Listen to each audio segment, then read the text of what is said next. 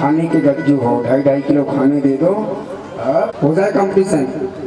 तो आइए पहले हमारे पुरुष वर्ग जो बैठे हैं, बाबा दादा भैया, उनकी आवाज कितनी है आपको बिल्कुल नहीं बोलना है, ठीक है ना? वो बाकी बिहारी लाल की जय हो। रुक जाइए, इनकी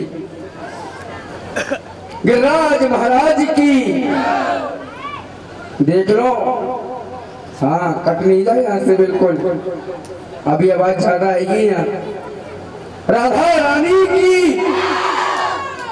वो तो पता है कि हाँ महिला वर्ग हरा सकते हैं, कभी नहीं जीत सकता इंसान महिला वर्ग से।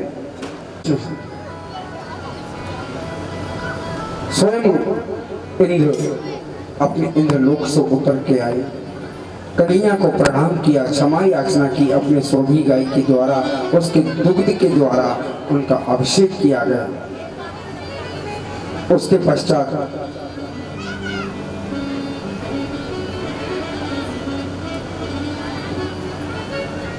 भगवान से प्रार्थना की, बड़ी सुंदर श्लोक।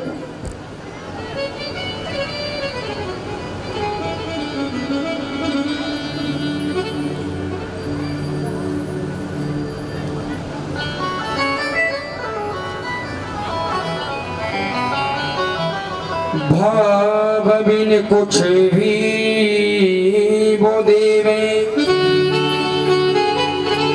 मैं कभी लेता नहीं।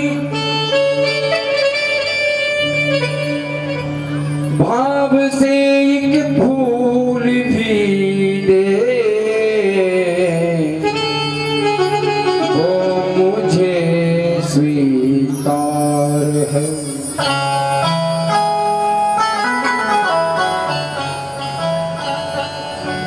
भगवान स्वयं कहते हैं कि कोई व्यक्ति अभिमान बस यदि मुझे 56 भोग भी लगाता है, अभिमान के बस कोई मुझे 56 भोग यदि लगाता है तो उसे 56 भोगों को मैं ग्रहण नहीं करता। और यदि कोई मुझे प्रेम से एक पुष्प अर्पण करता है उसे मैं स्वीकार कर लेता हूँ। इसलिए ब्रह्मा जी ने कई श्लोकों में स्तुति की, माफ नहीं किया, और महाराज इंद्र ने एक ही श्लोक में प्रभु को मना लिया। ऐसे हैं मेरे बाल कृष्ण प्रभु दया के सागर।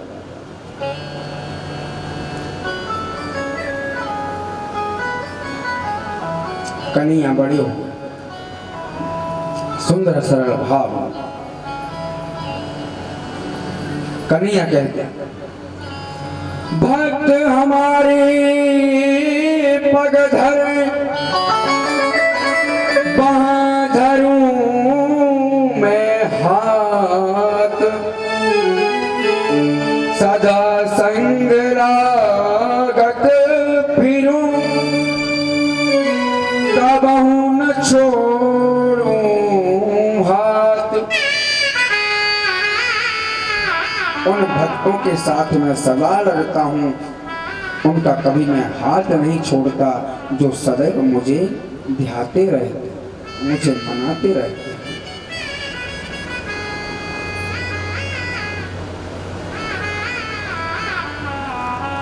आज कन्हैया ने महाराज इंद्र से कहा, इंद्रदेव मैं आपकी भक्ति से प्रसन्न हूं, और जो भी आपको मांगना है कुछ तुम मांगो। महाराज इंद्र कहते हैं प्रभु मैं क्या मांगू, मुझे कुछ नहीं चाहिए, बस मुझे तो इतना ही वरदान दे दो कि मैं आपकी चरण शरण में लग जाऊं, आपकी सेवा में लग जाऊं, और आपकी इस गोवर्धन की तलहटी में मैं सदैव वास करूं। लगी मन आस करूं ब्रजवास, तलहटी गोवर्धन की मैं। गोविंद मेरी तो बस यही आस है, आपके श्री चरणों में आपकी सेवा में लगा रहा, मुझे गोवर्धन का पास मिलता है।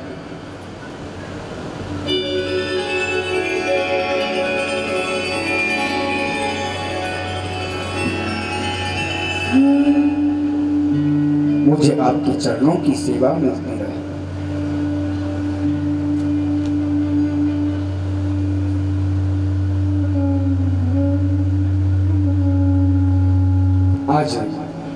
कन्हैया से प्रार्थना करके, विनती करके महाराज इंद्र वहां से वापस लौट के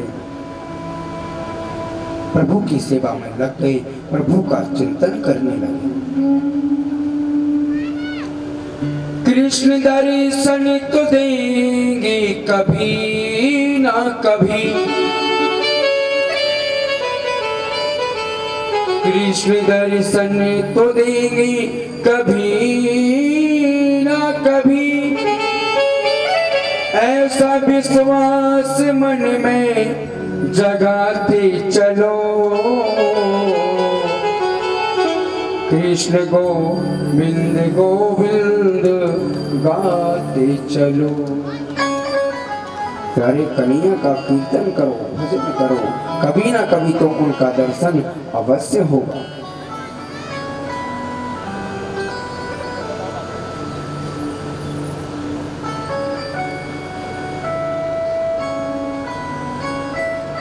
कन्हैया अपने नन्हे नन्हे सखाओं के साथ में गौचारण करते हुए जंगल में पहुंचे और वहां जाकर एक वृक्ष के नीचे बैठे हैं। कृष्ण बलराम दोनों भैया गौचारण करने के लिए गए और उनके साथ में कई उनके सखा भी हैं, कई मित्र भी हैं।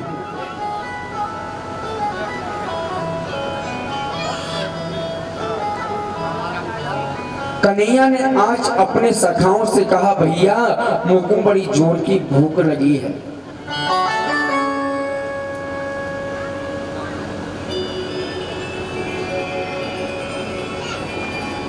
और जितने भी कन्हैया के सखा थे वो भी बोले, लाला तो कोई अकेले को भूख नहीं लग रही, हम सबन को भूख लग रही है।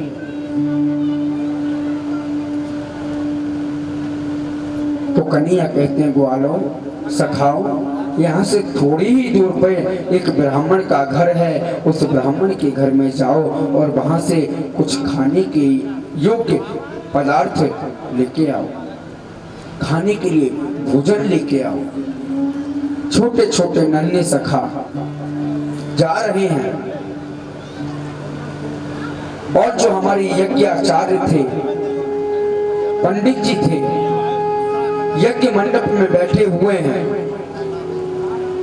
यज्ञ कर रहे हैं, आहुति डाल रहे हैं। ध्यान दीजिएगा, बड़ी सुंदर कथा है, क्योंकि जो आपका ध्यान है ना, एक दूसरे के मुखमंडलों पे जा रहा है, एक दूसरे के मुख देख रहे हो, हैं? आपस में वार्तालाप कर रहे हो। देख लो चश्मा वाली मैया चंदन लगाइए, मैया से थपक थुआ बातें बात कर रही हैं दोनों। हाँ, सब जगह CCTV कैमरा लगे हुए हमारे। कम वार्तालाप करो प्यारे, ये तुम्हारी कथा है ना, घर की गृहस्थी की कथा घर में कर लियो करो।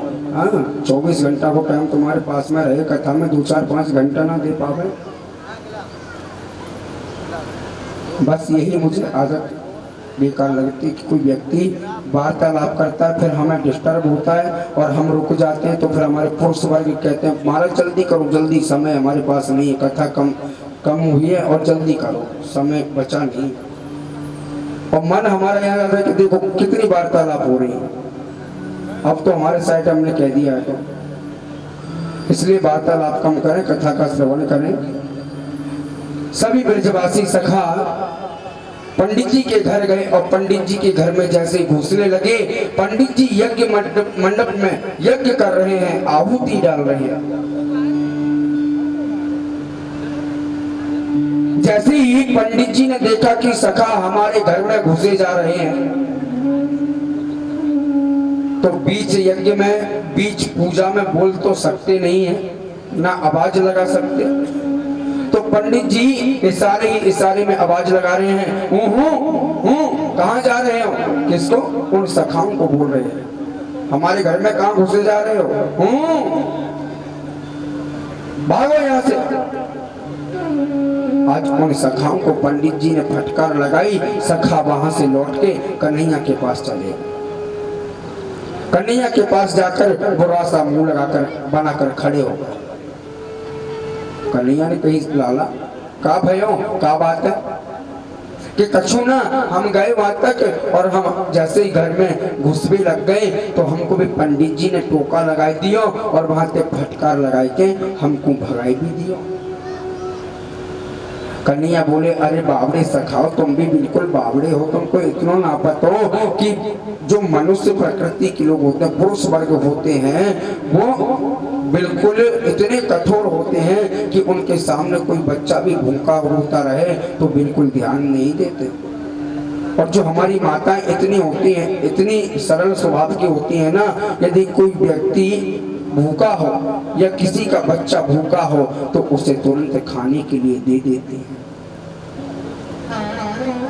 इसलिए सखाओ, अब की बार दोबारा जाओ तुम और दोबारा जाकर यदि पंडित जी तुम्हें टोकें तो पंडित जी की बात मत सुनना, सीधे घर में घुसे चले जाना। अब सखा दोबारा गए, पंडित जी यज्ञ पर यज्ञ कर रहे हैं, आहुति डाल रहे हैं, स्वाहा स्वाहा स्वाहा करते जा रहे हैं। अब जैसे ही सखा अंदर घुसने लगे, पंडित जी ने आवाज लगाई, ओहो। सखा बोले पंडित जी तुम अपना काम करो, हम अपना काम कर भी के आए थे। हाँ, सीधे सखा अंदर घुसे चले गए और मैया के पास जाके बोले मैया हमारे कृष्ण बलराम दोनों वन में गौ चारण करने के लिए आए हैं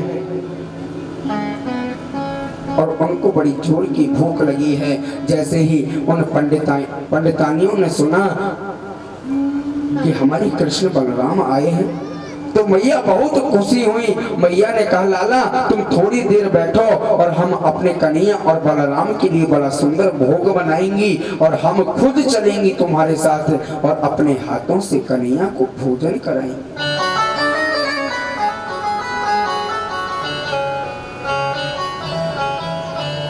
आज मैयाओं ने बड़ा सुंदर भोग बनाया और उन ग्वाल बालों से कहा चलो लालाओ अपन चलते हैं।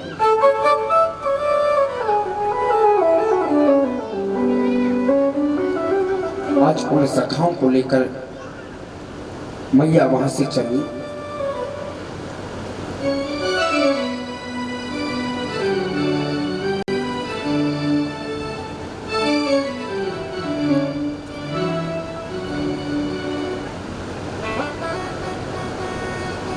और कन्हैया उस वृक्ष के नीचे बैठे हैं। कन्हैया ने देखा कि हमने तो अपने सखाओं को भोजन लाने के लिए कहा था, लेकिन ये कौन स्त्रियों को अपने साथ में लेके आ रही है।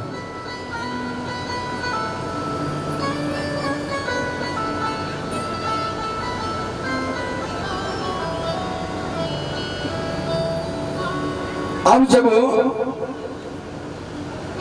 वो माताएं उन सखाओं के साथ कन्हैया को भोजन कराने के लिए निकली थी तो पंडित जी आवाज लगाने लगे पंडितानियों को, कहाँ जा रही हो, कहाँ जा रही हो। लेकिन उन पंडितानियों ने बिल्कुल नहीं सुना और सीधी सखाओं के साथ में चली गई।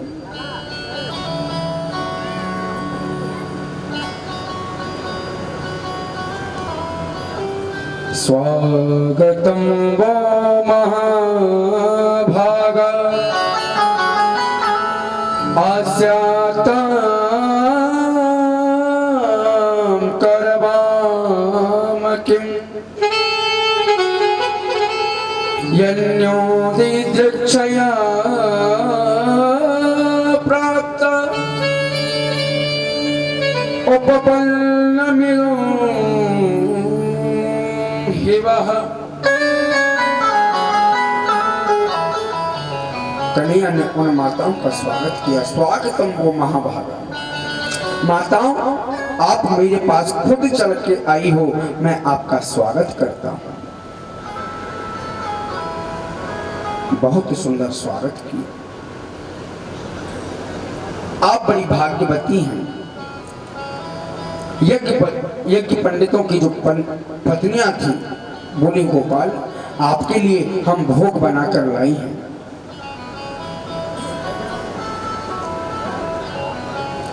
आज खुद यज्ञ का भोग था, आज खुद भगवान स्वयं श्री नारायण उन माताओं की गोद में बैठकर भोजन पा रहे हैं, प्रसादी ग्रहण कर रहे हैं। आज उन माताओं ने सखाओं को भी भोजन कराया।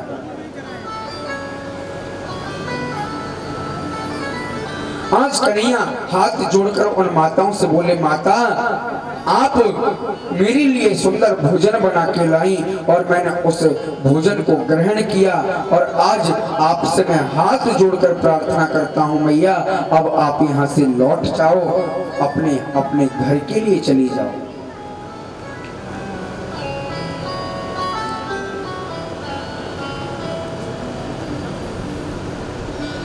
बताओ, आज कन्हैया को अपनी गोद में बिठाल कर भोजन कराने का परिणाम ये हुआ कि कन्हैया ने कह दिया कि अपने घर जाओ, अपने घर के काम काज देखो।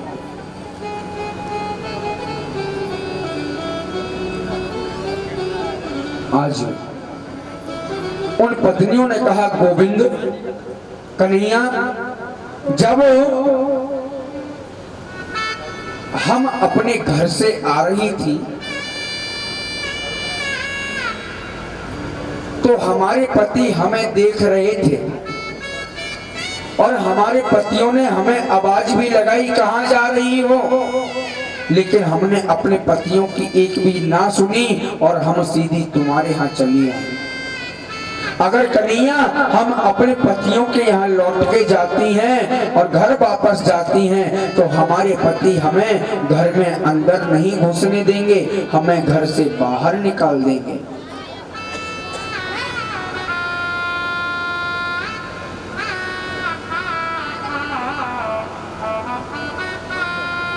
आप जाओ तो सही गोपियों, मैं तो कहता हूं मैया कि जिस प्रकार आपके पति तुम्हारा स्वागत सत्कार करते थे, आज तुम घर लौट के जाओगी तो मैं सत्य कहता हूं कि पहले से भी ज्यादा तुम्हारा आदर सत्कार होगा। तुम जाओ तो सही।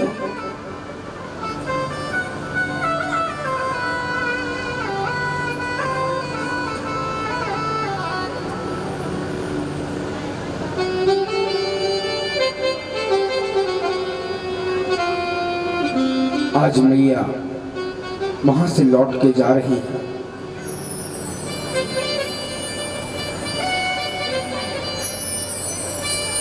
और जैसे ही मैया अपने घर पहुंची, घर जाते ही जो उनके पति थे, उनके स्वामी उन पत्नियों के सामने हाथ जोड़कर खड़े हो गए और उनका आदर सत्कार करने लग गए, स्वागत करने लग गए।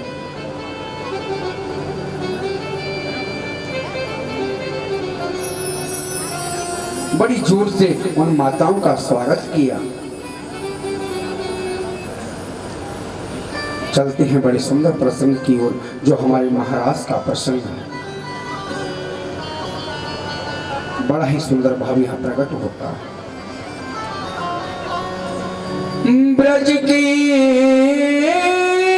नंद लाला राधा जू के सांवरिया, सब दुख दूर हुए जब तेरा नाम लिया।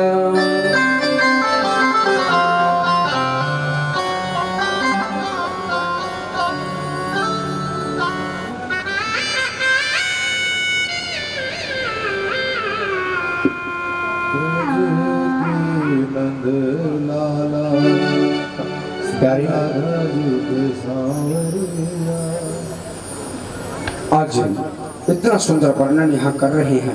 रास का प्रसंग इतना पावन अद्भुत है। प्रथम सुमिर भागवत भक्त भगवत बानी, द्वितीय आराधे भक्ति व्यास नव भांति बखानी, तृतीय करे गुरु समुझी दक्ष सर्वज्ञ रसीलो, चौथे होई विरक्त बसे बन राज बसीलो।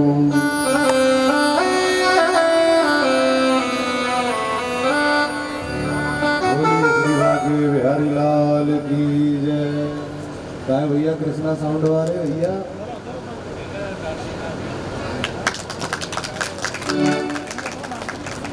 बोलो बांके बिहारी लाल की। माइक वाले भैया इसमें बॉक्स का इंजेक्शन लगा दे।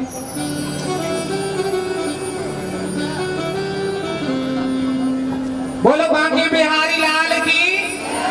आपके बीच में और हमारे परम भाग्य और उत्तराखंड से पधारे महाराज जी प्रकाश बाबा, इनके लिए जोरदार ताली बजा दो। धन्यवाद। और हमारे परिचय जी के पुत्र श्री राजाराम भैया जी भी महाराज जी के लिए फूलों का हार, जोरदार तालियों से स्वागत। भैया तू ताली क्यों ना बजा रहे? अच्छा बहुत खटपट है कि तो डिपार्टमेंट ही ऐसे बात लाना। बोलो लोपी शंकर भगवान की जय हो। धन्यवाद। जिस मंच पे एक विप्र जानी एक ब्राह्मण द्वारा कोई पाठ किया जाता है तो घर में आनंद की अनुभूति होती है।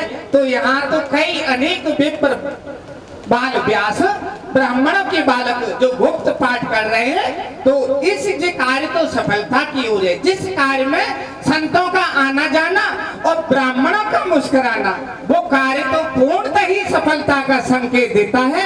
महाराज जी सभी जो भरने वाले जो ब्राह्मण बैठे हैं सभी को पुष्पों का हार और अपनी परस से दान देते हुए एक बार महाराज जी के लिए जोरदार ताली बजा दो। धन्यवाद मेरी मैया, ऐसे ही आते जाते रहना और कल खुद आना और पड़ोसन को जरूर लेते आना मेरी मैया। धन्यवाद मेरी मैया। बोलो बहरारे वाली मैया की। संजय सिंह सिकरवार साहब द्वारा व्यास पुत्र का पुष्पों का हार और दान देकर पूजन करते हुए संजय भैया के लिए जोरदार ताली बजा दो। हमारे बीच में हमारे वृद्धजन हमारे दादा जादव साहब, श्री भान प्रताप अंकल जी, रामजीलाल दंडोतिया जी, रतन सिंह और हमारे विप्रदेव बहुत से जो ब्राह्मण यहाँ पर क्या हो महाराज जी द्वारा पुष्पों का हाथ पुनः लौटा आशीर्वाद देते हुए सभी ब्राह्मणों के लिए जोरदार ताली बजा दो। कहती हैं कि तुम्हारी कृपा सुनो मुनि राजा और आज भयो में पूरन काजा। आज ब्राह्मणों के आशीर्वाद से और संतों के आशीर्वाद से परिषद परिवार आज पूर्ण सफल हो गया। तो परिषद परिवार का पूरा परिवार इनका श्री दुलीचंद भैया का और हमारे बीच में नहीं रही हमारी माता स्वरूपा लक्ष्मी देवी, इनका परिवार गुलाब के फूल की तरह खिलता हुआ रहे। तो परिषद जी के लिए एक जोरदार ताली बजा दो।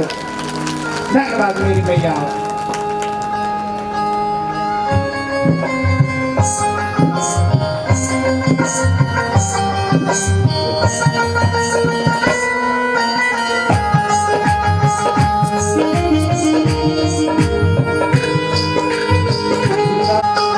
जब मन मेरा घबराए, जब मन मेरा घबराए कोई राह नजर नहीं आए, ये हाथ पकड़ कर मेरा मुझे मंजिल तक ले जाए। काना तो मेरा रखवाला है, मुझे पल पल संभाला है। ये काना तो मेरा रखवाला है, मुझे पल पल संभाला है। ये काना तो मेरा रखवाला है, मुझे पल पल संभाला है।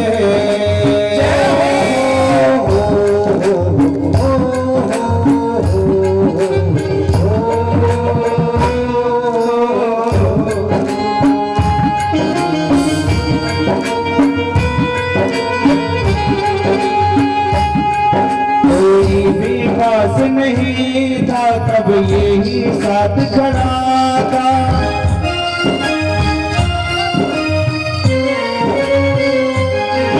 कोई भी पास नहीं था तब यही साथ खड़ा था। मुझे दीन की खातिर तीनों का नाथ लड़ा था। मेरे सिर पर हाथ फिराया, मुझे अपने गले लगाया। मेरे हर पर हाथ फिराया, मुझे अपने गले लगाया, मैं हरदम साथ हूँ तेरे, मुझको एहसास कराया ये बाबा तो मेरा रखवाला है, मुझे पल पल संभाला है, ये बाबा तो मेरा रखवाला है, मुझे पल पल संभाला है, ये बाबा तो मेरा रखवाला है, मुझे पल पल संभाला है, मुझे पल पल संभाला है, मुझे पल पल संभाला है।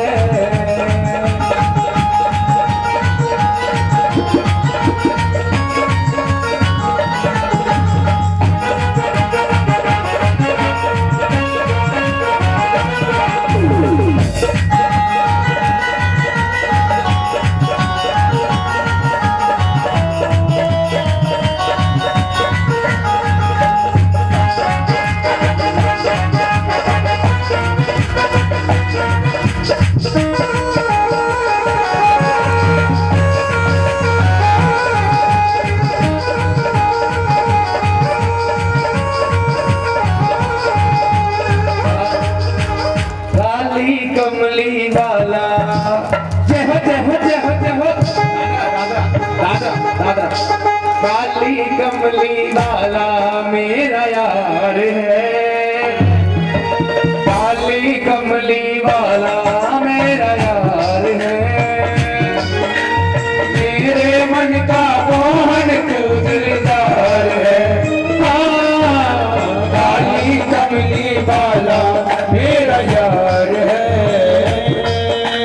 मेरे मन का मोहन तू दिलदार है, नाम मेरा यार है, मेरा दिलदार है, वो मेरा यार है, मेरा दिलदार है, ओए ओए ओए ओए काली कमली वाला मेरा यार है, यार है, मेरे मन का मोहन तू दिलदार है,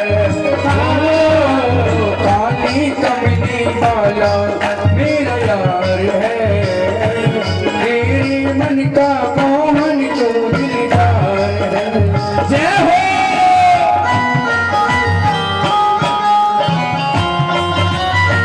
अरे हाथी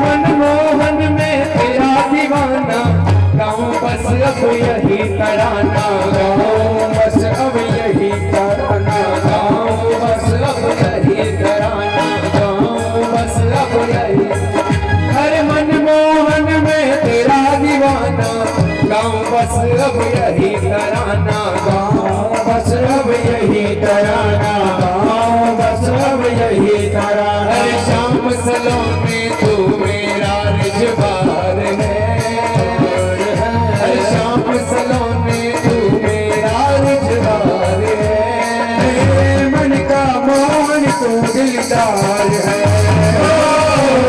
काले कमली वाला मेरा यार है, यार है, मेरे मन का मोहन तू दिलदार है।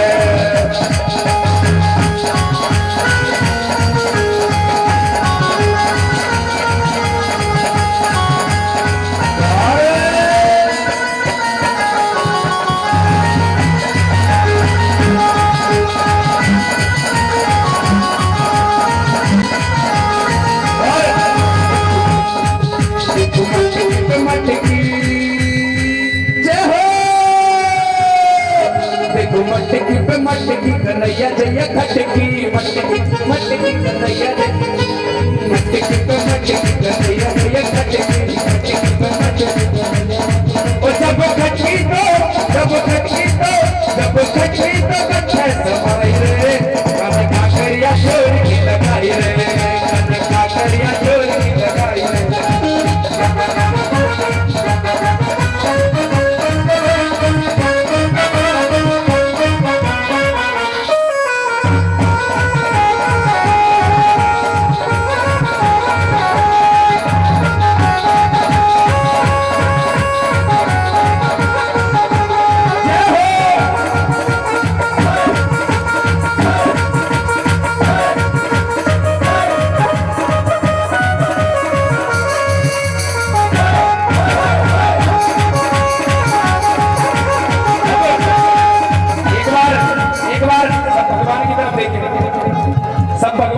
देखें और देखिए भगवान के सुंदर रूप निखार के एक गोपी क्या कहती है, एक तो तेरे होठ बदले दूसरा लाली लगी, एक तो तेरे होठ बदले दूसरी लाली लगी, एक तो तेरे होठ बदले दूसरा लाली लगी, एक तो तेरे होठ बदले दूसरा लाली, और तीसरा तीसरा तीसरा तेरा मुस्कुराना फिर दीवाना हो गया, सावरी सूरत ये मोहन फिर दीवाना हो गया।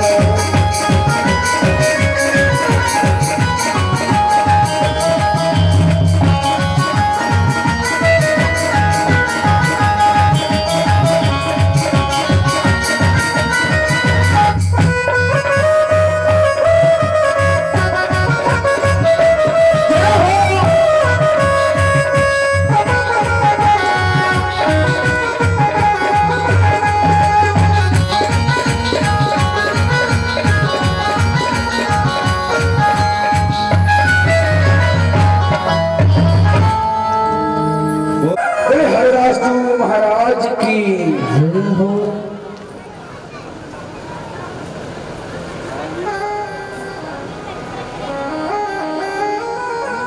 प्यारे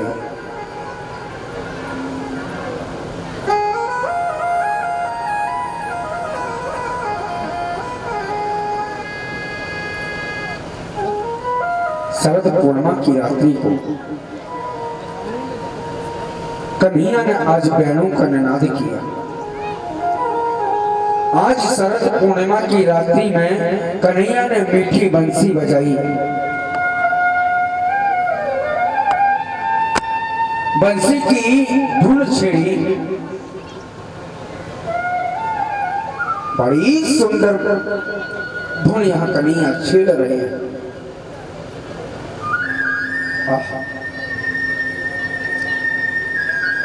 और जैसे कन्हैया ने बंसी बजाई, जितनी भी ब्रज की गोपी हैं, जितनी भी गोपांगनाएं हैं, सभी गोपियों ने कन्हैया की मीठी बंसी की स्वर लहरी को सुना तो जितनी भी गोपियां अपने कामों में व्यस्त थीं, सुनिएगा, सभी गोपियां अपने कामों में व्यस्त थीं और जैसे ही कन्हैया की बंसी को बजता हुआ देखा, आवाज आई तो एक गोपी अपनी गैया का दूध निकाल रही थी। बाल्टी नीचे रखी हुई थी और जैसे ही कानों में बंसी की आवाज गई, वह गोपी वही बाल्टी छोड़कर वहां से भागने लगी। गोपी कहती है, ओहो, आज मेरा कन्हैया मेरा नाम अपनी बंसी में पुकार रहा है।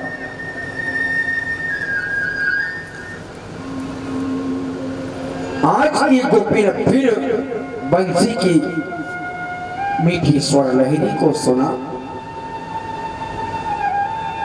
वह गोपी अपने बछड़ी को, गाय के बछड़े को एक खूंटा से बांध रही थी और कानों में जैसे ही बंसी की धुन सुनाई पड़ी, वह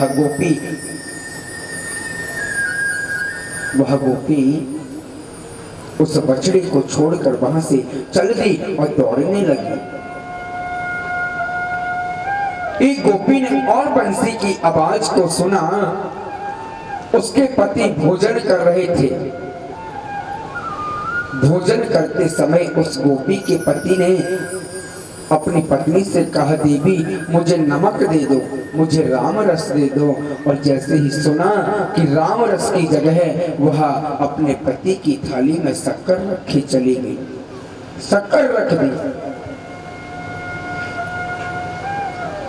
और वहां से दौड़ने लगी। एक गोपी अपने घर में श्रृंगार कर रही थी, लहंगा पहना, चुनरी ओढ़ी, पूरा श्रृंगार किया। प्यारे अपनी अखियों में सुंदर सुंदर काजल लगा रही थी। एक आंख में काजल लगा पाया और बंसी की मीठी स्वर लहरी को सुना। एक आंख में काजल नहीं लगा पाया और तुरंत वह गोपी वहां से दौड़ने लगी।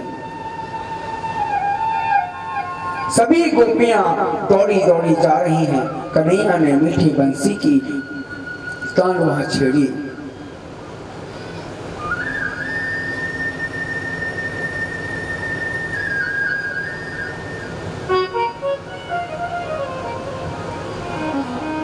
और जैसे ही जब एक गोपी कन्हैया से मिलने के लिए भागने लगी तो उसके पति ने अपनी पत्नी का हाथ पकड़ लिया और हाथ पकड़कर एक कक्ष में बंद कर दिया। उस गोपी ने कहा, देखती हूं कब तक तुम मुझे इस कक्ष में बंद रखोगे। आज उस कक्ष में बैठी बैठी गोपी कन्हैया से ध्यान लगा रही है, कन्हैया से मन को लगा रही है, कन्हैया से प्रार्थना को कर रही है। और आज उस गोपी की समाधि लग गई और समाधि ही समाधि में वह गोपी कन्हैया के पास पहुंच गई।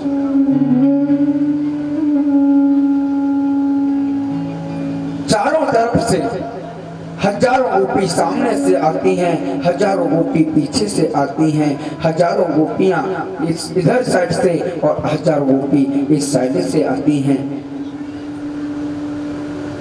कन्हैया देख रहे हैं, बहुत बड़ा सुंदर दृश्य है।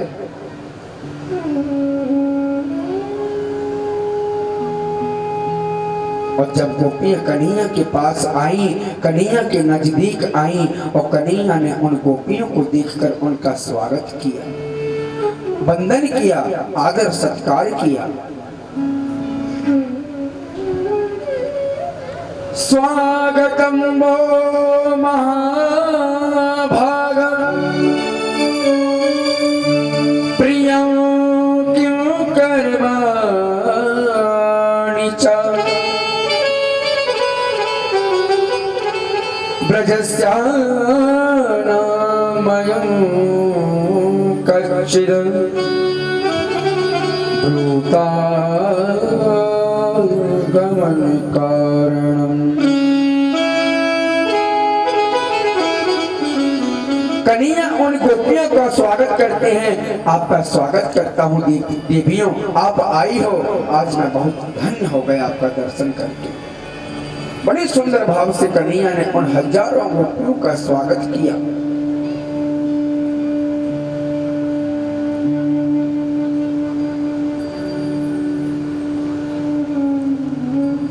गोपियों के मन में बड़ी प्रसन्नता हुई, गोपियां बड़ी खुश हुई।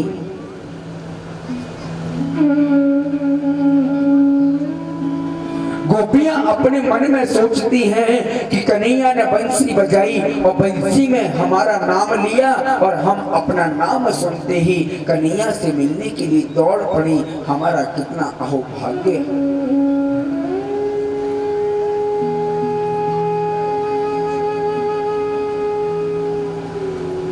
लेकिन आज गोविंद ने उन गोपियों का स्वागत करते करते पूछ लिया गोपियों से, गोपियों आप यहाँ क्यों आई हो और किस कारण बस आई हो? तो गोपियां कहती हैं, बात कन्हैया पहले तो अपनी बंसी में तान छेड़ता है, बंसी में मीठी स्वर लहरी छेड़ता है और उसमें हमारा नाम लेता है, हमारा नाम लेके हमें बुलाता है और बाद में कहता है कन्हैया कि तुम यहाँ क्यों आई हो? कन्हैया याद करो, तुमने बंसी बजाई, उस बंसी में हमारा नाम लिया और नाम को सुनते ही हम यहाँ दौड़ी चली आई।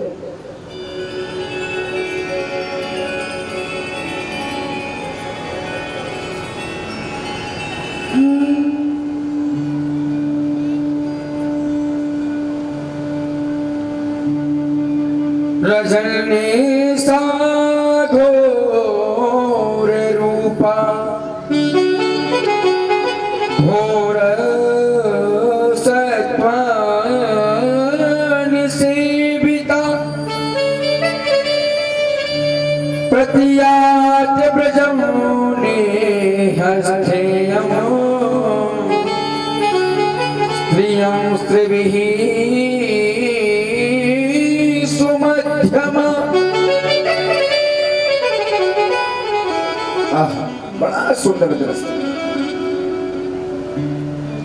कन्हैया कहते देवियों तुम आई हो, तुम्हारा स्वागत करता हूँ, लेकिन देवियों ये देखो ये रात्रि कितनी घोर रूपा है, ये रात्रि कितनी काली रात्रि है, इसमें कुछ दिखाई भी नहीं दे रहा और इस घोर रात्रि में आप अपने घर छोड़कर हमारे यहाँ तक भागी चली आई हो, इसलिए देवियों आप यहाँ से लौट जाओ, आप यहाँ से लौट जाओ।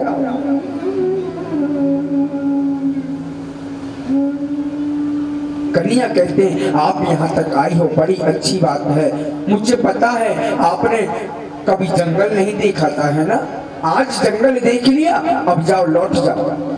कन्हैया कहते हैं हाँ मुझे पता है कभी तुमने पूर्णमासी वाला चंद्रमा नहीं देखा, आज तुमने चंद्रमा देख लिया, जाओ लौट जाओ। कन्हैया लौटाने के लिए गोपियों को आग्रह कर रहे हैं। कन्हैया कहते देवियों आप यहाँ आई हो, इससे अच्छा है कि अपने घर जाकर अपने पतियों की सेवा करो, अपने पतियों की बात मानो। गोपियां चुपचाप खड़ी हैं, कुछ जवाब नहीं देती।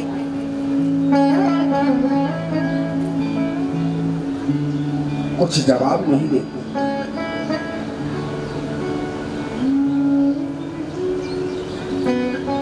शांत बैठी हैं, नीची नजर करके बैठी हैं। कन्हैया कहते गोपियों तुमने कुछ जवाब नहीं दिया, कुछ जवाब तो दो।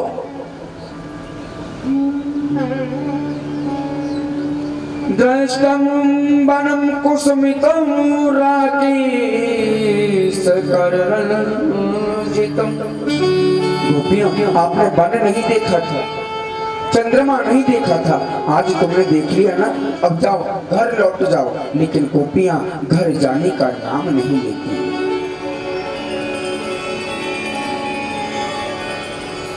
श्री शुक उवाच। आचार्य श्री सुखदेव जी कहते हैं राजन परीक्षित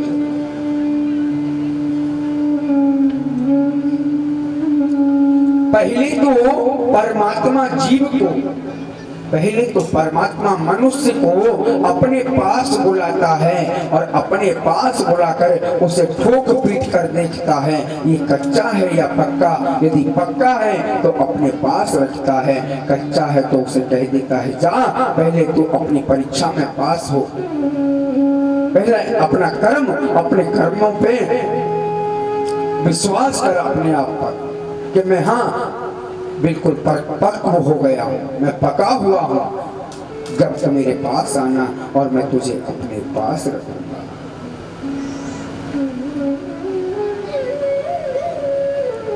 कन्हैया मनुष्य को अपने पास बुलाता है और धक्का दे देता है, जा चला जा।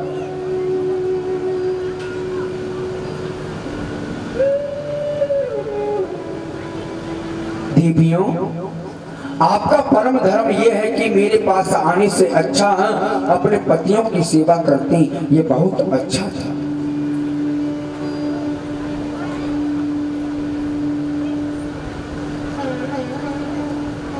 ध्यान दीजिएगा, बहुत सुंदर कथा आ रही है। कन्हैया कहते देवियों एक पतिव्रता स्त्री थी, सुनिएगा, मन को चंचल मत बना, ये मन बड़ा चंचल है, कैसे तेरा भजन करूं, जितना इसे समझाऊं उतना ही मचल जाए। इसलिए एकाग्रचित रखो, बड़ी सुंदर कथा है। कन्हैया कहते हैं देवियों एक पतिव्रता स्त्री थी, उस स्त्री का पति अपने खेत पे गया और खेत पे जाकर दोपहर में वापस घर लौट के आया।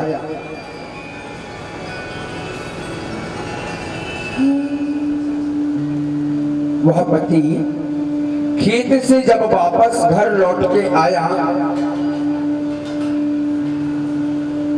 घर लौट के उसे बहुत प्यास लगी थी, पानी पिया। पानी पीने के बाद में बहुत हारा थका था। एक बार बड़ी जोर से बोलेंगे राधे राधे, आवाज नहीं आ रही, राधे राधे। एक बार फिर से राधे राधे। मैं 3 बार राधे राधे इसलिए बुलवाया कि कई लोगों को मैंने अभी देखा कि उनको उबासी आ रही है, जमाई आ रही है, निद्रा देवी घेर रही है। आपको निद्रा देवी घेरेगी, आपको आलस आएगा तो साथ साथ हमें भी आएगा और कथा वही रखी रह जाएगी जिस प्रकार माता पार्वती सुनती सुनती सो गई। तो वैसा काम बिल्कुल ना करें। हाँ प्यारे, आज की कथा और कल की कथा बाकी है। चलो आज की तो हो ही जाएगी, पर कल की और बाकी है। कहते कि यदि किसी व्यक्ति ने प्रथम दिन से लेकर 6 दिन तक कथा ना सुनी हो, प्रथम दिन से लेकर 6 दिन तक किसी व्यक्ति ने यदि कथा ना सुनी हो और लास्ट में जाकर 7वें दिवस की कथा को जो सुनता है तो उसे पूरी कथा का अधिकार प्राप्त हो जाता है।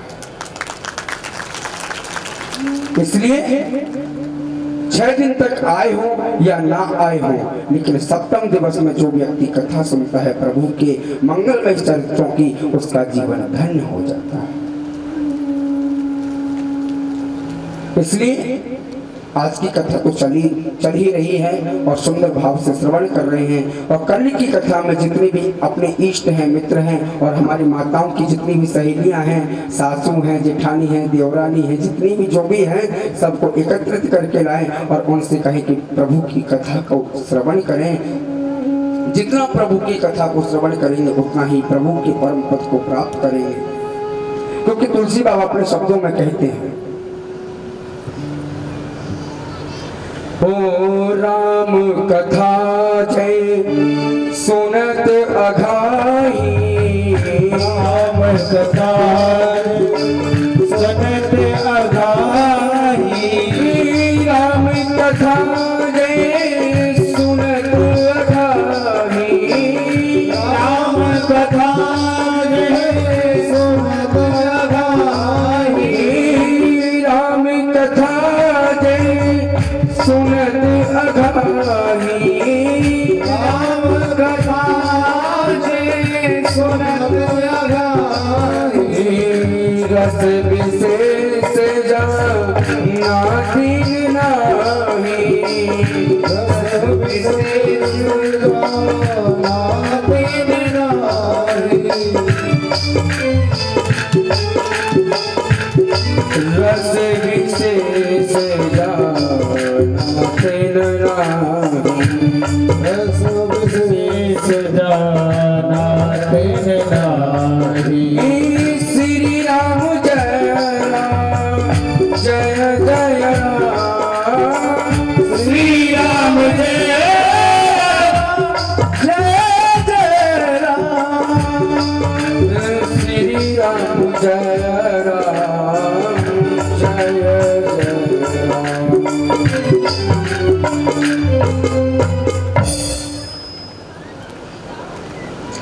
राम कथा जे सुनत अघाई, रस विशेष जाना तिन नाही। हैं? व्यक्ति कहता है कि हमने प्रभु की कथा को बहुत सुना, राम की कथा को बहुत सुना, कृष्ण की कथा को बहुत सुना, हमने एक बार नहीं 1000 बार सुना। तुमने भले 2000 बार सुन लिया हो, लेकिन जब तक उस कथा का सार नहीं समझ में आया हो, जब तक उसके रस को नहीं जान पाया हो, तब तक सब व्यर्थ है।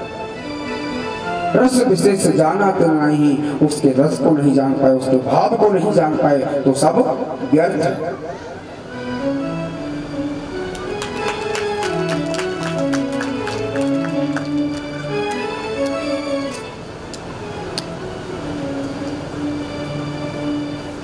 तो अभी कथा कहाँ चल रही थी? चौपाई से पहले कथा कहाँ चल रही थी? अभी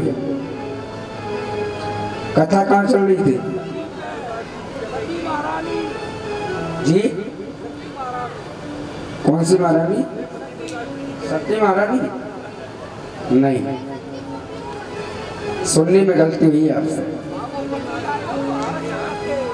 यहाँ कन्हैया गोपियों को समझा रहे हैं कि गोपियों, एक पतिव्रता स्त्री थी, एक पतिव्रता स्त्री थी तो उसका पति खेत से वापस आया, प्यास लगी, पानी पी लिया और उसे बड़ी जोर की नींद लगी थी। तो नींद जब लगी तो वह पति अपनी पत्नी के एक पैर पर सिर रख के सो गया।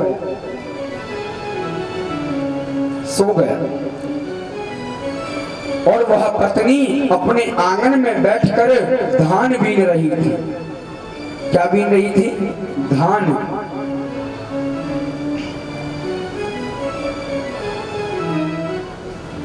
उसी स्त्री का एक छोटा सा बालक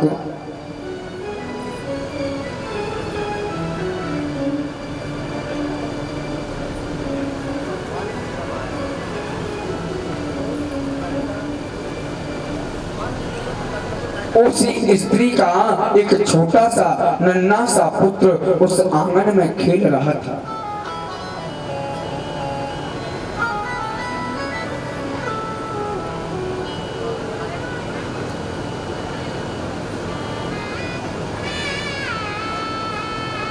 एक छोटा सा पुत्र, नन्हा सा बालक उस आंगन में खेल रहा था।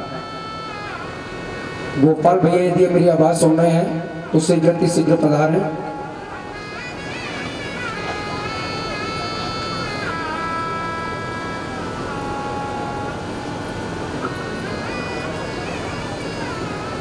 उसी आंगन में उस स्त्री का एक छोटा सा बालक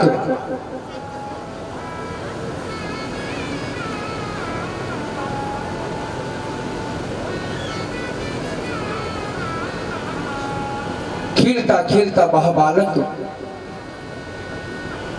खेलता वह छोटा सा बालक उस अग्नि कुंड के पास पहुंचा।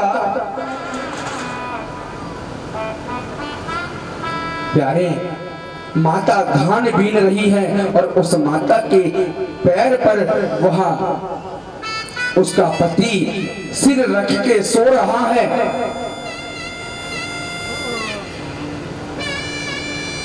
और उसकी माता धान बीन रही है। छोटा सा बालक उसी आंगन में खेल रहा है और उसी आंगन में एक अग्नि कुंड है। उस अग्नि कुंड में अग्नि जल रही है।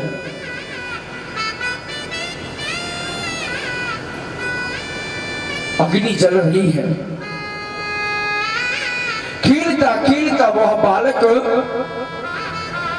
उस अग्नि कुंड के पास पहुंच गया।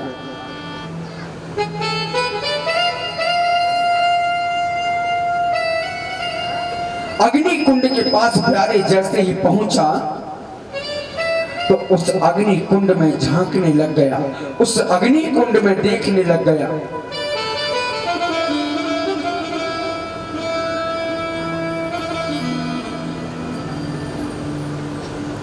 अग्नि कुंड में झांकते वह बालक उस अग्नि कुंड में गिर गया। जैसे ही प्यारे उस अग्नि कुंड में वह बालक गिरा, उस बालक को अग्नि कुंड में देखते उसकी मां की आंखें बंद हो गई। आज उसकी मां की आंखें बंद हो, लेकिन पतिव्रता स्त्री का धर्म वही है, यदि उसका पति सो रहा हो तो पति को सोते हुए जगाना नहीं चाहिए। आज उसका पति उसके पैर पर सिर रखकर सो रहा था। उसने देखा कि मेरा पुत्र अग्नि कुंड में गिर गया है, लेकिन उसने अपनी आंखों को बंद कर लिया, उस जगह से उठी नहीं। क्यों? क्योंकि यदि वह उस जगह से उठती है तो उसका पतिव्रत धर्म नष्ट हो जाएगा। आज वह स्त्री वहां से उठी नहीं। कम से कम आधा घंटा हुआ, 1 घंटा हुआ, 1.5 घंटा हुआ, तब उसके पति की नींद खुली। जब जाकर उसके पति की नींद खुली और नींद खुली तब उस पत्नी ने अपने पति के सिर को हटाया। सिर को हटाते हुआ पत्नी वहां से अग्नि कुंड की ओर, अग्नि कुंड की तरफ दौड़ने लगी। जा रही है और प्यारे, जब वह पत्नी अपने पुत्र को उस अग्नि कुंड में जाकर देखती है तो भगवान की कृपा से, भगवान की दया से वह बालक उस अग्नि कुंड में किलोल कर रहा है, उस अग्नि कुंड में खेल रहा है।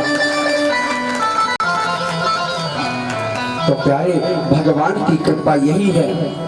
बताओ कहाँ गरम गरम अंगारे और भट्टी, उस अग्नि में वह बालक किलोल कर रहा है, खेल रहा है।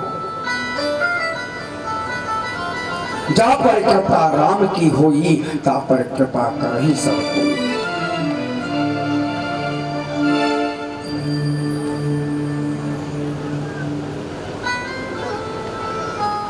इसलिए देवियों,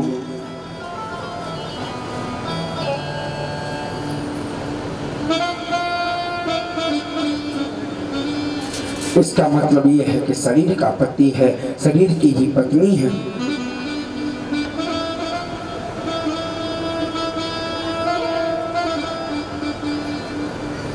आज गोपियां कहती हैं, कन्हैया आपने अपनी बात सुना दी। कन्हैया बोले, हाँ हमने अपनी बात सुना दी। तो गोपियां कहती है, कन्हैया तुमने अपनी बात सुनाई, अब हमारी भी बात सुनो, हम भी तुमसे कुछ कहना चाहते हैं। कन्हैया बोले, बोलो क्या बात है। कन्हैया बात ये है कि एक पति अपने पत्नी के साथ में रहा करता था। एक दिन वह पति कुछ धन कमाने के लिए, काम करने के लिए विदेश जा रहा था। अपनी पत्नी से कह दिया, देवी मैं कुछ धन कमाने के लिए बाहर जा रहा हूं और तू अपने घर में ढंग से रहना, बढ़िया रहना। कि ठीक है आप जाओ, लेकिन आप चले जाओगे स्वामी तो मैं घर में अकेली कैसे रहूंगी। कौन? पत्नी कह रही है पति से, आप चले जाओगे तो मैं अकेली कैसे रहूंगी। इसलिए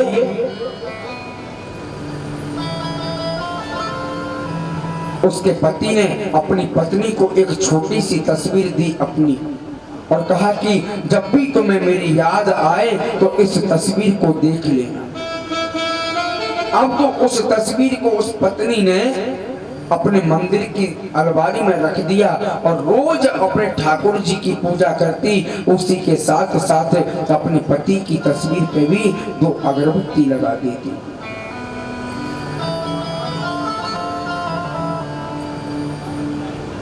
कम से कम 5 महीने गुजरे, 6 महीने गुजरे, 7 महीने गुजरे।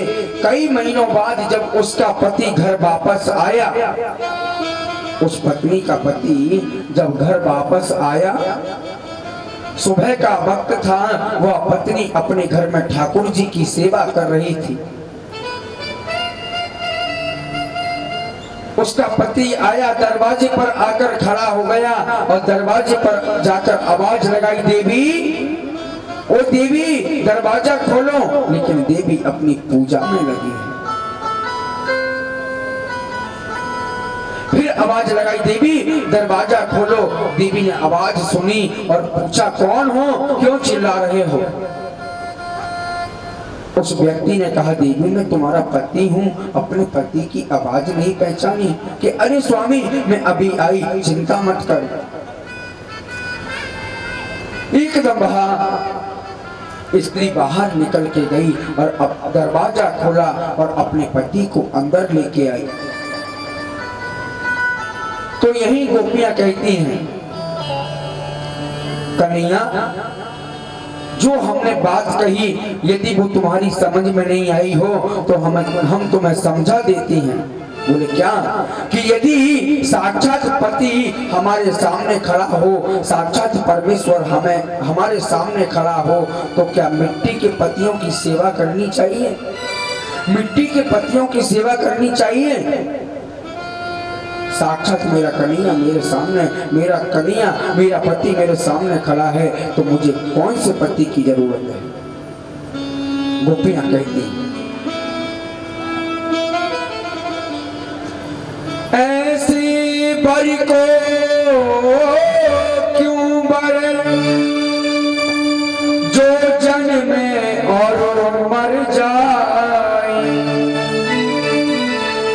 बर बरी गोपाल जू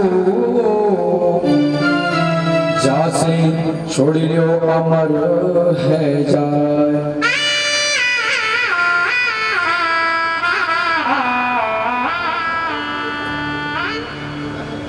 अरे प्यारे, ऐसे मट्टी के पत्तियों की क्या क्या सेवा करें, यानी कि क्या पूजा करें। अगर पूजा करनी है तो गोपाल की करो, कन्हैया की करो।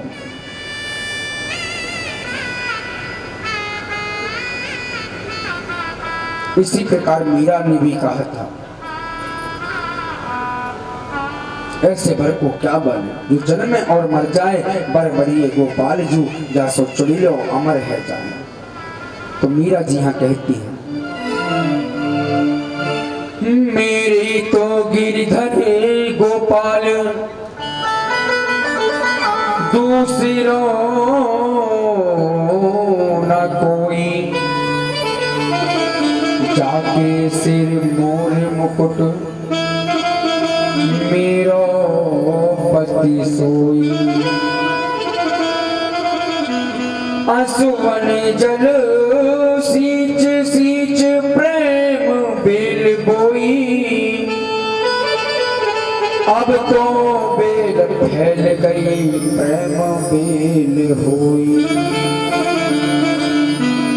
कभी की मठानी बने प्रेम से बिलोई, माखन सब काढ़ लियो छाछ पियो कोई। संतन भिंग बैठे बैठे लोक लाज खोई, दासी मीरा लाल गिरधर तारो अब मोई।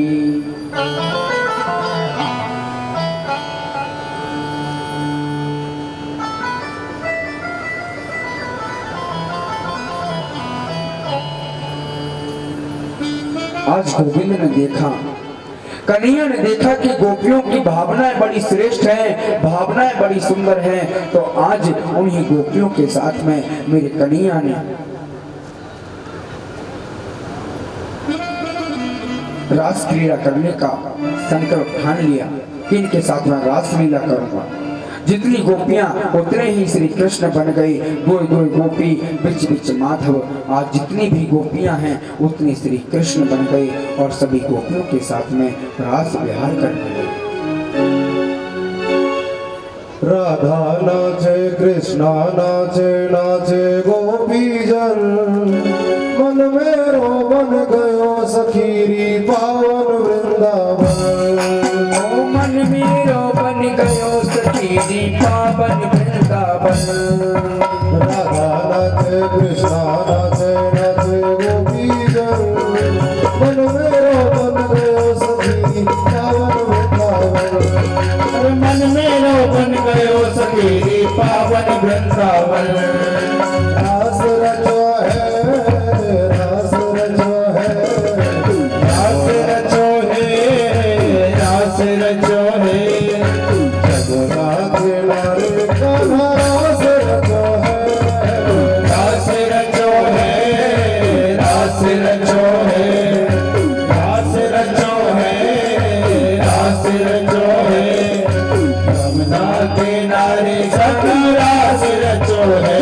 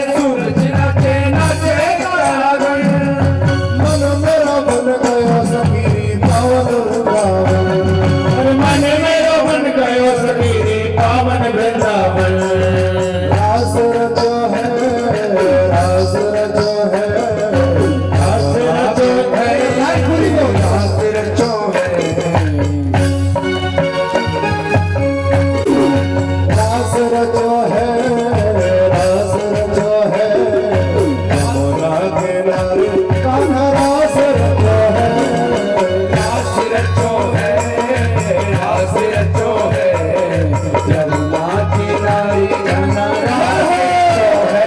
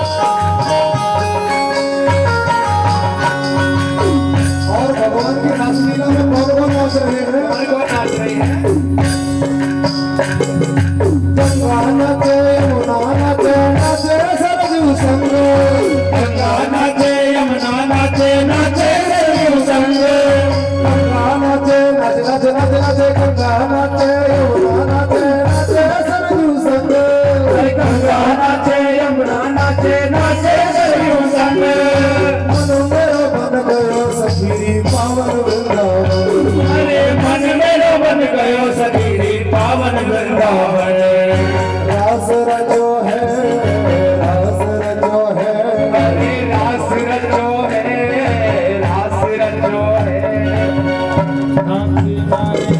रास रचो है, यमुना किनारे सखी रास रचो है।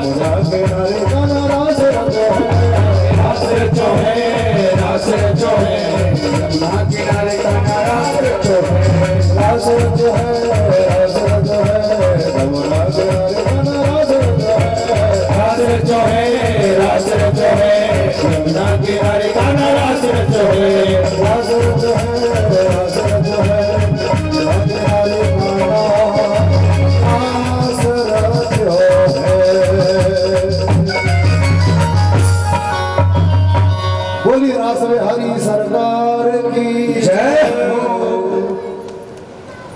आज कन्हैया सभी गोपियों के साथ में गल पहिया देकर रास कर रहे हैं।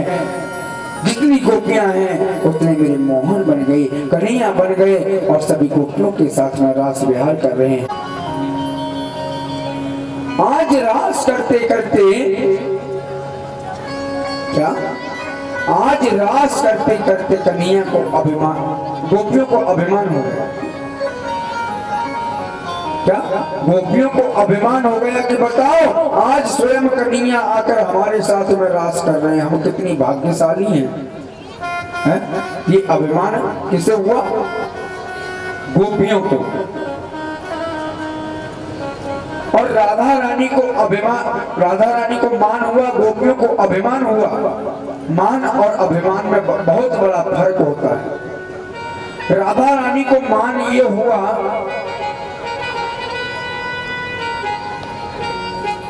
कि बताओ कन्हैया जिस प्रकार मेरे साथ रहते हैं, कन्हैया जिस प्रकार मेरे साथ में रास विहार करते हैं,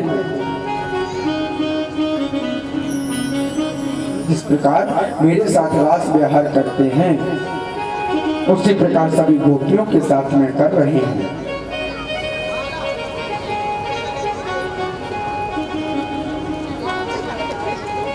और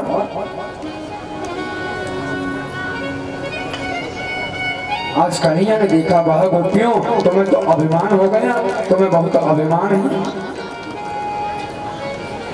आज रास करते करते कन्हैया गोपियों के बीच में से अंतर ध्यान हो गए। अंतर ध्यान क्यों? क्योंकि गोपियों को अभिमान हो गया।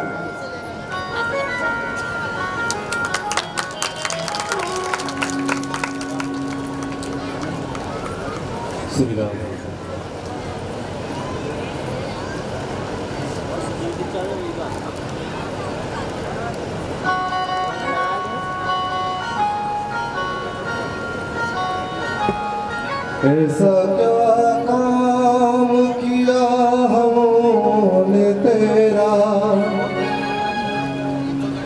जो मेरा हाथ तूने थाम लिया।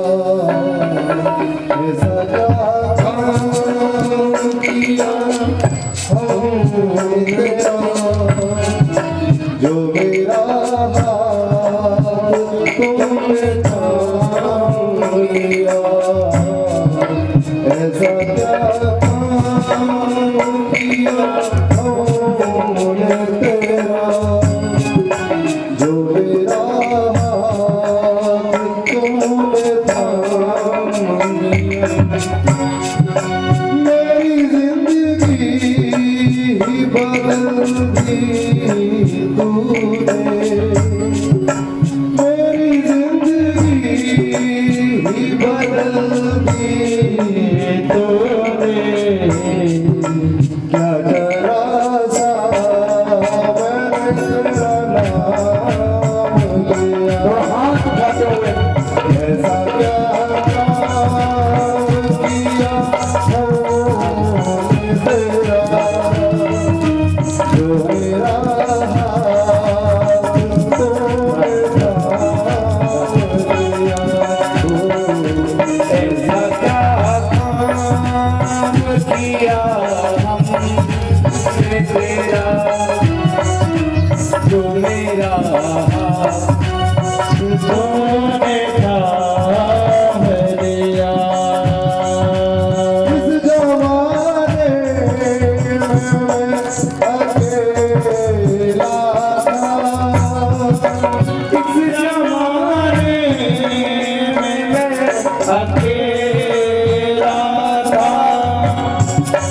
तेरी माया के रंग में खेला था, तेरी माया के रंग में खेला था। बोली मांगे में हरिलाल की जय हो, बोले रास बिहारी सरकार की जय। आज कन्हैया ने देखा कि गोपियों को अभिमान हो गया, तो गोपियों के बीच से ही, गोपियों के मध्य से ही रास करते करते आज कन्हैया वहां से अंतर ध्यान हो गए राधा रानी को लेकर।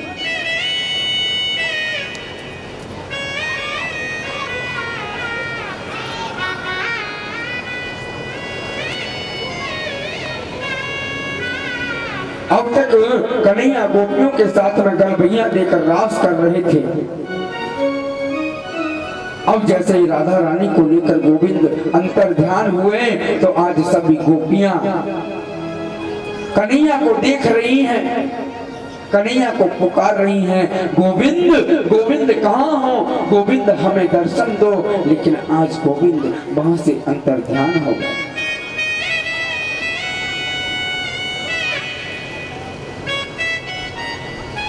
आज सभी गोपियां रुदन कर रही हैं, गोपियां रो रही हैं।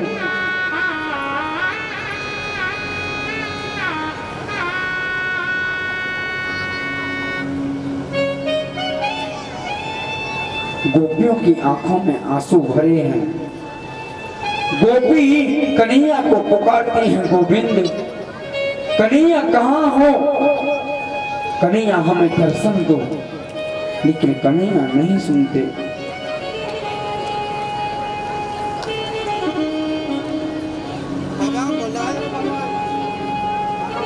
गोपियों ने आज कन्हैया को ढूंढना शुरू किया। आज ढूंढते ढूंढते गोपियां माता पृथ्वी के पास गई और माता पृथ्वी के पास जाकर बोली, हे देवी तुम ही बताओ मेरे कन्हैया कहाँ गए हैं। हे देवी तुम्हारे ऊपर से निकलकर मेरे गोविंद गए होंगे तो तुम्हें पता होगा। लेकिन आज माता पृथ्वी से कोई जवाब नहीं मिलता तो आज गोपियां वहां से आगे बढ़ जाती।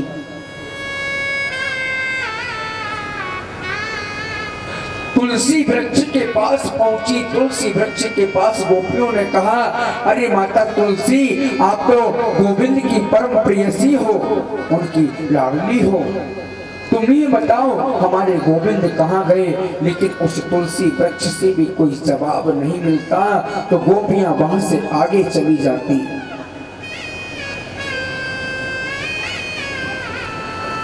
गोपियां थोड़ी और आगे बढ़ी।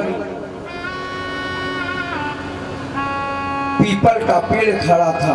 पीपल के पेड़ के सामने जाकर उन गोपियों ने हाथ जोड़े और कहा, हे पीपल देवता दुनिया आपको विष्णु के रूप में पूजती है, आपको भगवान के रूप में पूजती है। हे पीपल देवता आप ही बताओ हमारे गोविंद कहाँ गए, हमारे कन्हैया कहाँ गए। लेकिन पीपल देवता से भी कोई जवाब नहीं मिलता प्यारे।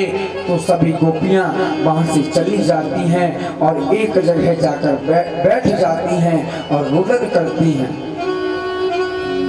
और कन्हैया को मनाने के लिए बहुत ही सुंदर एक गोपी गीत का गायन करती हैं और कन्हैया को पुकारती हैं। जयते जन्मना व्रज श्रयत इंदिरा शाश्वत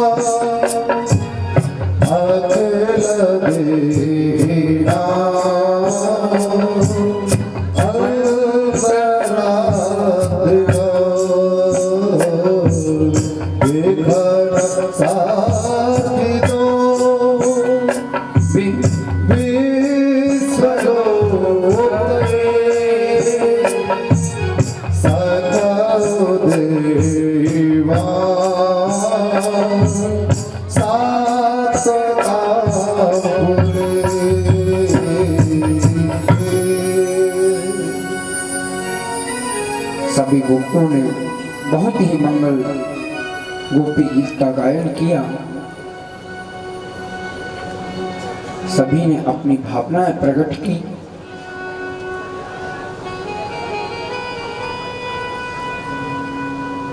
कोई गोपी कहती है, कन्हैया ब्रज मंडल में जब आग लगी तो उस आग से हमें क्यों बचाया, हमें उसी समय मर जाने देते।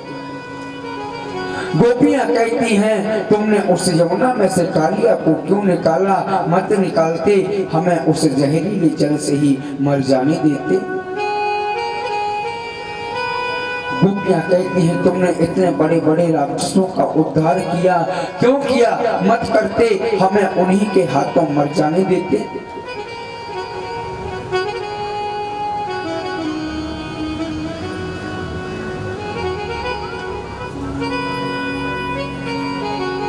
बहुत सुंदर गीत उन्होंने गाया। नाम पहाड़ों दिवस निसे ध्यान तुम्हार कपाट, लोचन निज पद जंत्रिका, प्राण जाहि कही बात।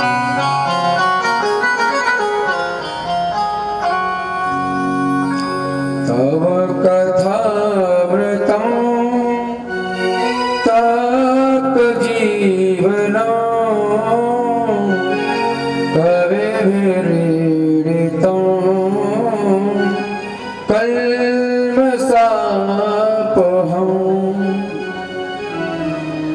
हे प्रभु, आपकी कथा जीवन को धन्य बनाती है। आपकी कथा हमें सुंदर राह दिखाती है। आपकी कथा हमें सुंदर रास्ता दिखाती है।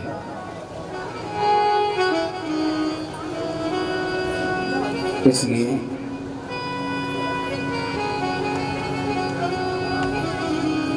जब कन्हैया अंतर ध्यान हुई तो गोपियों ने कई भावनाएं प्रकट की कन्हैया के प्रति। एक भावना तो ये प्रकट की, नैना तुम तो बहुत बुरे, तुमसे बुरा नहीं कोई, आप ही प्रीति लगाते हो, आप ही देते रहो। दूसरी भावना प्रकट की, जो मैं इतना जानती, प्रीति करे दुख हो, नगर ढिंडोरा पीटती, प्रीति न करियो को। हे गोविंद, यदि हमें पता होता, यदि हमें ये पता होता कि आपसे प्रीति लगाकर, आपसे प्रेम करके हमें दुख भोगना पड़ेगा, तो गोविंद आपसे हम कभी प्रीति नहीं करती, आपसे हम कभी भी प्रेम नहीं करती।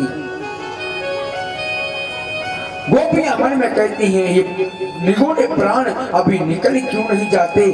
इससे अच्छा तो कन्हैया की याद आती है, उससे अच्छा ये प्राण निकल जाए। प्यारे, प्राण इसलिए नहीं निकलते, प्राण तो निकलना चाहते हैं, लेकिन प्राण इसलिए नहीं निकलते क्योंकि उनके हृदय में स्वयं कृष्ण रूप का प्रागट्य हो रखा है। कृष्ण की झांकी उनके हृदय में समाहित है, इसलिए उन गोपियों को कुछ नहीं होता। आज जब इतनी भावनाओं को प्रकट किया तो कन्हैया आज उन गोपियों के मध्य में प्रकट हो गए। बोली रास बिहारी सरकारी की, रासोत्सव संप्रवृतो गोपी मंडल पंडितः योगेश्वरेण कृष्णेन तासां मध्ये द्वयोर्दयोः। ऐसा विचित्र नृत्य किया गोपियों ने कन्हैया के साथ। गलबैया देकर आलिंगन करके रास कर रहे हैं। ऐसी विचित्र श्री कृष्ण की स्थिति सुंदर झांकी है।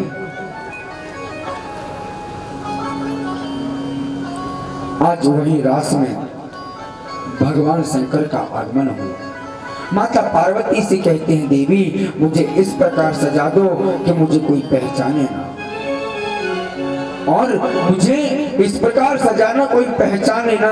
आज भोले बाबा से माता पार्वती कह रही है, बाबा मैं तुमको सजा तो दूंगी, लेकिन जो सर्पों के हार तुम्हारे गले में लटक रहे हैं उनको कहाँ छुपाओगे?